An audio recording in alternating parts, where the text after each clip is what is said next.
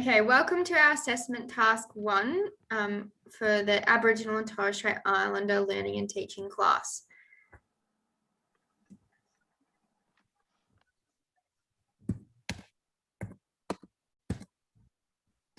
So before we start, I'd just like to do an acknowledgement of country. So I'd like to acknowledge the traditional custodians of the lands on which we are meeting and pay our respect to elders past, present and emerging.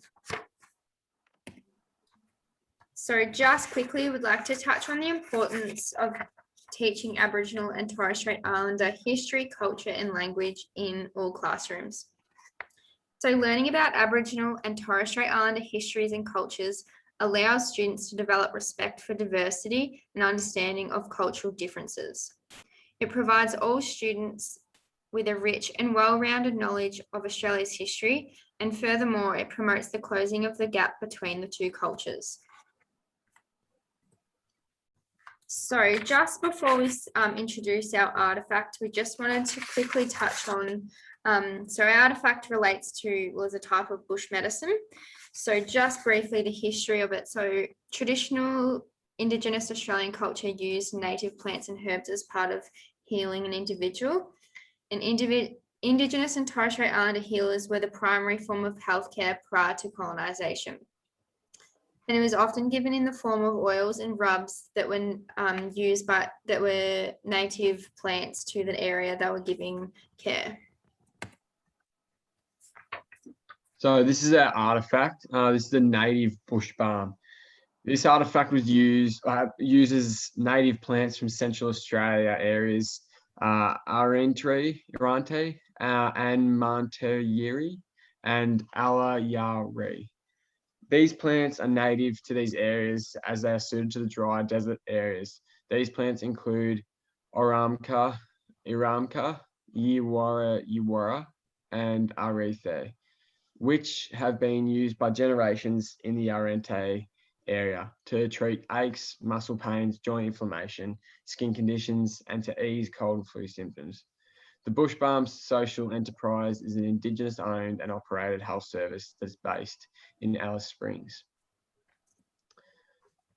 This photo shows a picture of the Northern Territory. The Northern Territory is made up of desert and tropical people, and this artifact predominantly is made by the desert people, specifically in Central Australia.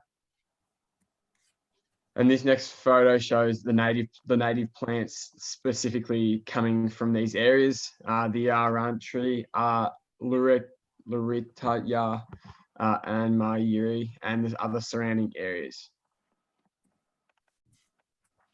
So we'll just quickly like to talk about the cultural interface that we actually found existed with the bush balm. And it comes from the history of how it was created and why it was created. So basically it was made for people that were having to leave these really remote areas in Central Australia to receive Western medicine in the form of dialysis or cancer treatment. And so these people were longing for home and wanting to still have access to their traditional ways of healing. And so this is when the bush balm was created. And so these people were reminded of home and their traditional cultures and ways of healing. So it's a great example of how you could incorporate, we've got Western medicine being used in the form of cancer treatment and dialysis, but also that they still had access to and were using bush medicine as a part of their healing process. And so I've just got an image here from the Bush Balm website of the traditional ways of using plants native to the central area and how they would then turn into the bush balms. So eucalyptus, our artifact that we discussed before is from the areas native to Central Australia and are not commonly found in the Koori region. We wanted to choose an activity that would link a bush medicine that was native to the Wadawurrung and Dja Wurrung area. We therefore chose the eucalyptus tree, as it is common in this area and students will know the tree and can make connections to its common uses. Eucalyptus has a bark that is either smooth, fibrous, hard, or stringy, with leaves that have oily glands, sepals, and petals that are fused to form a cap over the stamens. The fruit is inside a woody capsule, and that's known as a gum nut. Eucalyptus is a tree that is native to Australia and is able to withstand its harsh climates. Eucalyptus is an evergreen tree that is widely used for its medical properties, not to be consumed, and instead the oils are extracted for tea and put on the body externally. Eucalyptus is high in antioxidants and is regularly used to treat colds, and also has the ability, as I said before, to reduce pain and improve relaxation. And not only can it be used for medical reasons, it can also be used as a natural insect repellent. And this product the oils are mass produced worldwide now. For human use, as I was saying before, can't be taken as can't be consumed as a leaf, that's because it can't be digested. Instead, we extract the oils and use those. So I'm just going to go over the activity that we have related to our artifact. So since the artifact is created using native Australian ingredients, the students will be given the opportunity to work outside of the classroom, as this is very closely related to the ways in which Indigenous students prefer to learn. So firstly, the students will watch a video on how to extract oil from native plant leaves, which is demonstrated by Steve Kemp, an Indigenous Australian male living in Warrambidda, Queensland. Steve shows the Indigenous techniques that are used to extract the oils from the leaves. And then once the video has been shown to the students, they'll use the video as a guide and go outside and find a native Australian tree like eucalyptus, because it is so readily available, and practice the techniques that Steve demonstrated in the video, and thus they will attempt to make their own plant oils. So after the students are able to make the oil, they will go back in the classroom and write down the method in which they took to extract the oil. And this can be done via a choice of the way that they want to present it. So it can be done using drawings for students that are creative and like art, or it can be done creating a flow chart, or simply just writing out the step-by-step process. Any of these options are fine, and the students are not limited to these options. Any option that is suitable to display the method is completely fine.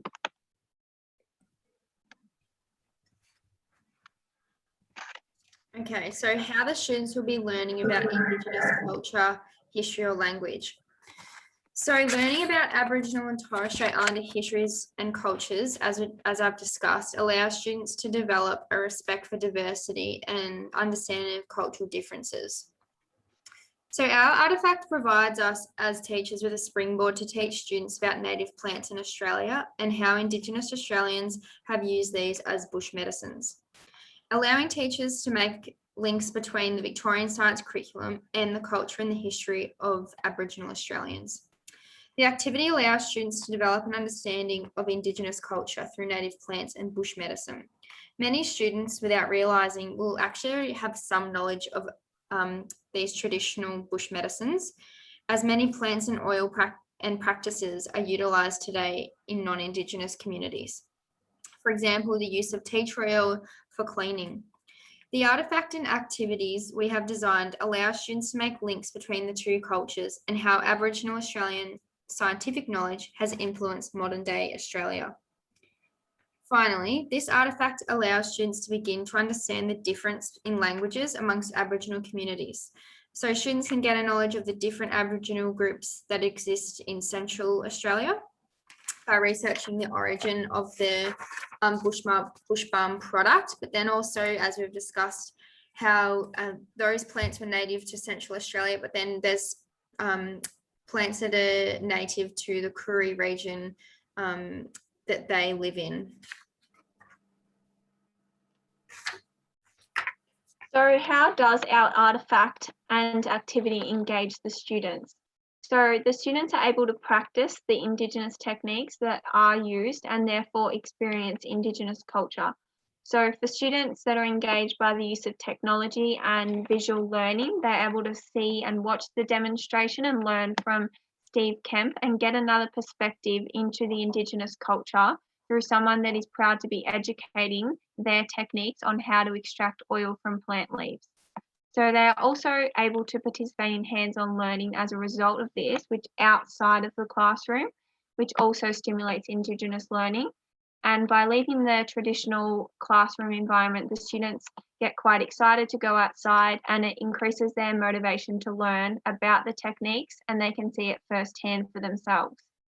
The students are also given the choice when it comes to presenting the method, which applies a student-centered approach to the classroom and therefore personalises their learning, which also improves student achievement. So, and of course, the learning is relevant and meaningful to them because they are learning about the culture of the people that were first on this country that they are currently living on.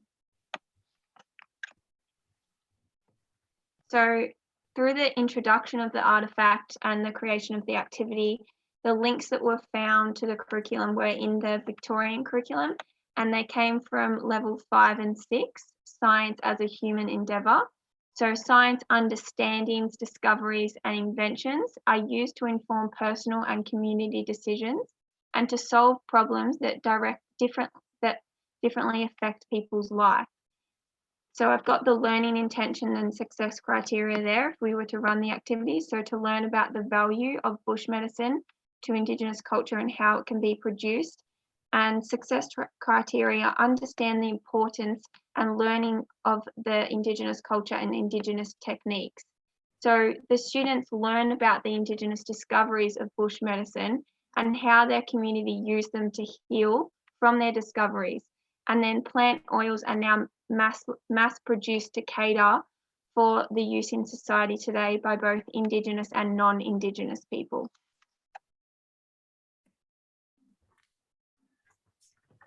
So how do we know if students are learning?